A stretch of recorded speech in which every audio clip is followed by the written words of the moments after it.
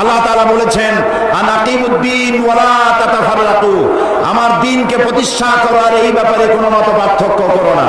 জামাত ইসলামী বিগত 8 শতাব্দী পূর্বে এই উর্বর জমিনে তাওহীদের বীজ বপন করেছিল।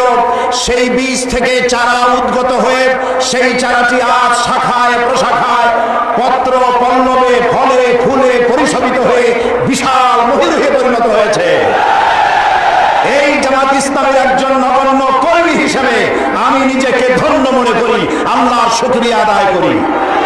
জামাত ইসলামী দ্বীন প্রতিষ্ঠার প্রচার প্রসারে বিগত 800 বছর ধরে এই দেশে কোনো হাঙ্গামা, কোনো মারধর, কোনো সন্ত্রাসী তৎপরতা চালায়নি। সম্পূর্ণ গণতান্ত্রিক পদ্ধতিতে গণতন্ত্রের বিকাশে দ্বীন প্রতিষ্ঠার জন্য একদল সুশৃঙ্খল কর্মী বাহিনী তৈরি করেছে সারা দেশ জুড়ে।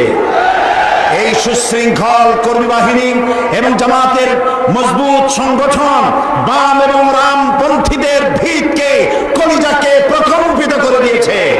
তাই তারা আজ লেগেছে জামাতের পেছনে।